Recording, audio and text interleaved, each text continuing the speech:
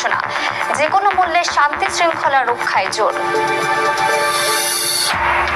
বঙ্গভবন নয়, সংসদের দক্ষিণ প্লাজায় হবে নতুন সরকারের শপথ। মঙ্গলবার সকালে এমপিদের আনুষ্ঠানিকতা, বিকেলে প্রধানমন্ত্রী ও মন্ত্রীদের চমক থাকছে মন্ত্রিসভায়। বিরোধী দল হিসেবে সংসদে কার্যকর ভূমিকা রাখবে জামায়াত। সরকারের গঠনমূলক সমালোচনায় গণতন্ত্র শক্তিশালী করার আশা আমিরের। জুলাইয়ের চেতনা সমুন্নত রাখার প্রত্যয়। অর্থ বছরের প্রথম 7 মাসে রফতানিতে ভাটা, আশার আলো দেখাচ্ছে ওষুধ, চামড়াজাত সহ আলোচনার বাইরে থাকা পণ্য। নীতিগত সহায়তা ও বাজার সম্প্রসারণের তাগিদ। এবং যুদ্ধবিরতিতে গাজায় নিহত 1000-এর বেশি, আটকে আছে দ্বিতীয় ধাপ বাস্তবায়ন। শান্তি পরিষদে থাকছে না ইউরোপের কিছু দেশ। আমিরাত যুক্তরাষ্ট্রের $100 কোটি প্রতিশ্রুতি।